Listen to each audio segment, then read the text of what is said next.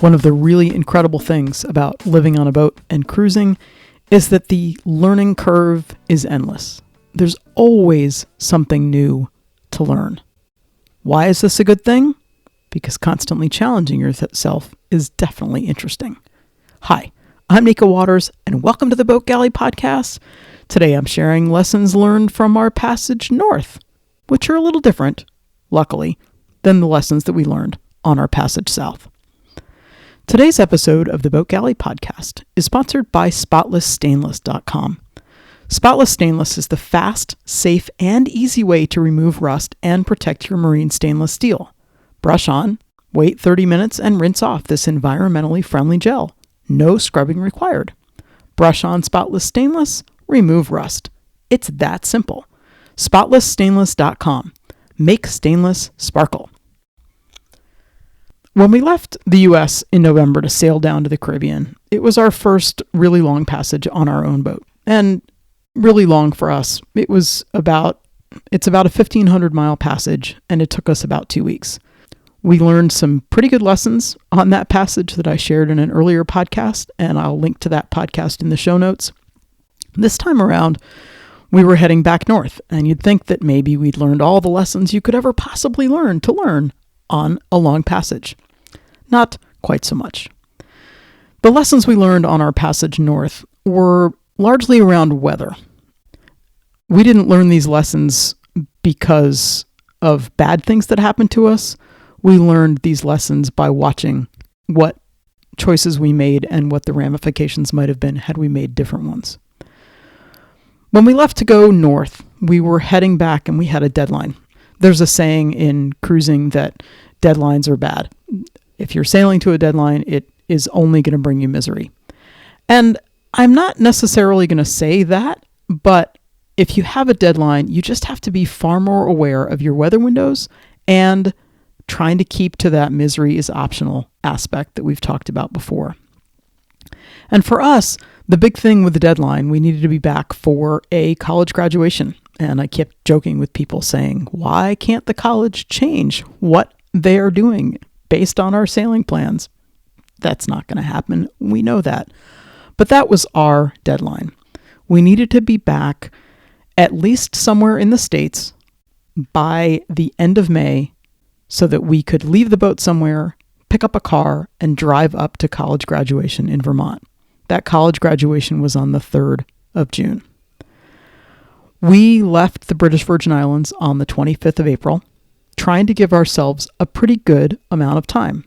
If we had been able to sail straight, it would have been, again, roughly about a 2-week passage. So giving ourselves close to 6 weeks felt reasonable. The thing with heading north this spring was that it's been pretty difficult. It's supposed to be the shoulder season where the trade winds are shifting from the northeast to the southeast. And everything that we had seen from the pilot charts to even listening to the weather router seemed to indicate that we would be able to get a good window without too much trouble. The thing is, when we got to the British Virgin Islands on the 23rd of April, and we had the conversation with our weather router, and even looking at fast seas and looking at the other things that we were looking at to make our weather decision, it looked like if we just waited, we could have a really good window for sailing if we just waited a few days. Well, we decided that we needed to make some miles. And this is possibly maybe lesson 1, 2, 3. I'm not sure where I am on that. But certainly one of the lessons we learned is that making progress is a whole lot better than waiting for the perfect window. I guess we did this a little bit coming south. We chose to leave and go directly overnight down the bay rather than hop because it looked like we had reasonable wind to get there. When we approached Norfolk, it looked like the weather was terrible for going around Cape Hatteras. And rather than sit in Norfolk and wait for the right weather to go around Hatteras, we opted to go inside to make progress. We did that going north this time. Rather than leaving the BVI and heading directly north, we opted to sail generally west, knowing that it would make the passage longer, But every mile that we made further west was closer to the U.S. East Coast. One of the other aspects to this, and this is another lesson, is to really know your own definition of what's sailable. We were talking to Chris Parker, and he kept telling us that there really wasn't enough wind to sail because the wind was less than 10 knots. The forecast was for it to stay less than 10 knots. And probably for a lot of boats, they're not comfortable or happy or pleased with going 3 or 4 knots. But we've realized over our time, particularly cruising in the Caribbean this past season, we've realized that with our current light air sail combination, and we're really happy to use the code 0, we are happy and comfortable sailing at 3 or 4 knots. And we can do that in 7 or 8 knots of wind. So a wind that might not allow for sailing for a bigger boat or one that is looking to sail at 5 or 6 knots, we can keep going and make progress even without burning diesel. Another piece of that, of course, is that, maybe not of course, but another piece of that was definitely a lesson that we learned this season, and particularly on the Northbound Passage, is that seas make as much, if not more, of a difference in comfort as the wind does. That light air sailing in 3 to 4 knots in 8 knots of wind, that works when we've got flatter seas. As soon as you've got a lot of sea combination built up, which might happen if the winds have been much higher than that for the last couple days, you might still have kind of a lot of sea state. Or if you're in between big islands or in more of the open Atlantic. We can definitely go downwind at 3 knots and 8 knots of wind in flat seas. And we had lots and lots of that time on our passage north. It's fantastic. We had one day that we were sailing in the lee of Cat Island, and the wind was a little bit forward of the beam, and it was 15 to 20 knots. And we were able to sail perfectly comfortably with our reefed main and staysail and small jib because it was flat seas. As soon as we were in kind of seas that were bigger, that forward of the beam was much less comfortable. Another piece that we learned, and this was helpful when we got into Beaufort after being off of shops and what have you for 3 weeks and didn't need things other than fresh vegetables, but we could have kept right on eating. We had onions and cabbage left and garlic and ginger. It would have gotten very repetitive and boring, but we had lots and lots of extra food, no race and stress about it. I mean, we got into Beaufort and it wasn't the first thing that I did. We actually spent the whole day just kind of walking around town, and I didn't go grocery shopping until the very next day. But over planning and making sure you've got lots of extra food and the kind of food that you like to eat, which is actually one of my pieces of advice for any provisioning that you do on the boat. Don't put things on the boat that you don't like to eat.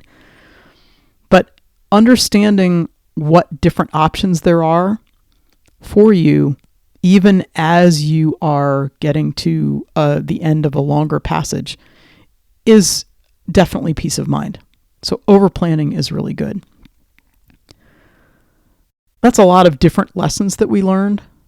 Mostly the big ones, the really big one, and one that we talked about kind of consistently on what wound up taking us about 24 days to go all the way from the British Virgin Islands back to Pasadena, Maryland. And by the way, we made it all the way back to the marina where we wanted to be, where the other boat is, and we stashed Calypso very easily there.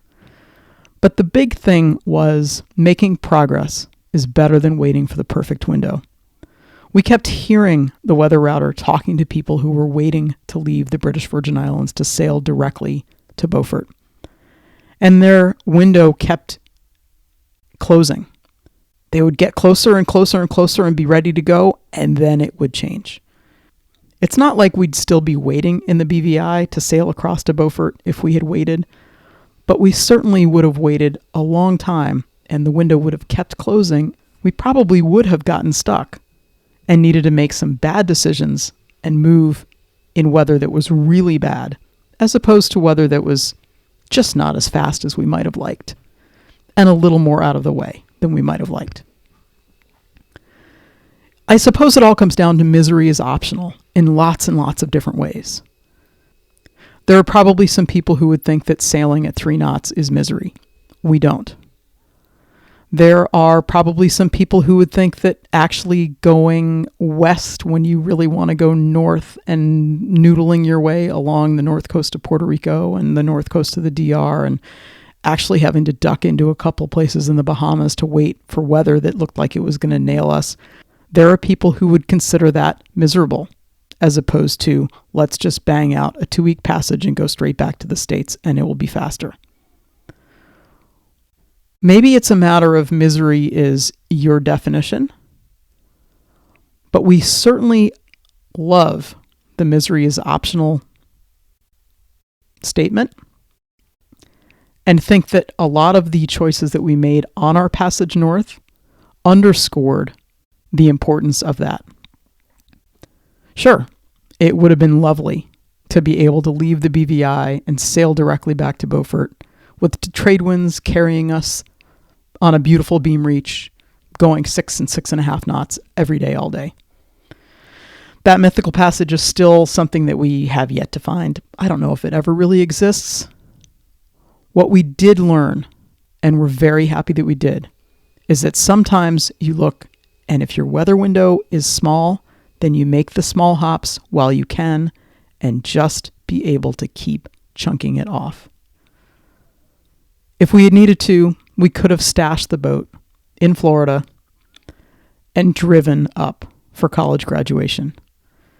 As it is, by taking advantage of the small bits of weather that we had to make progress that we could, we were able to make it all the way back to Maryland with not only time to spare before graduation, but enough time that when our college graduate texted us to say, hey, my senior art opening is coming and opening on Tuesday, and we had a day to be able to make it, and we absolutely could.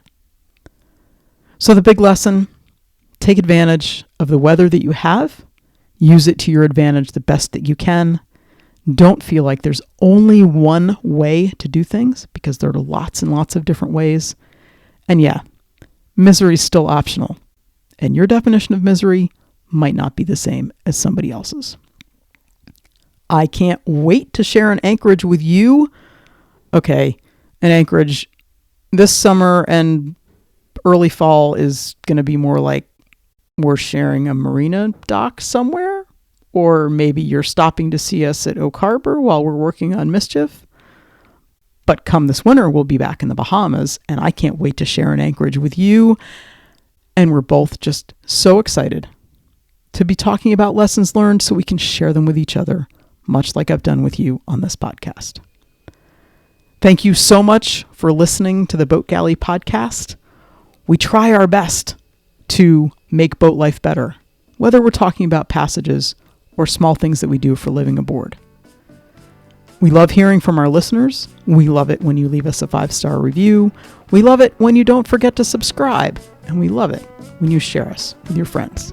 Have the most spectacular week.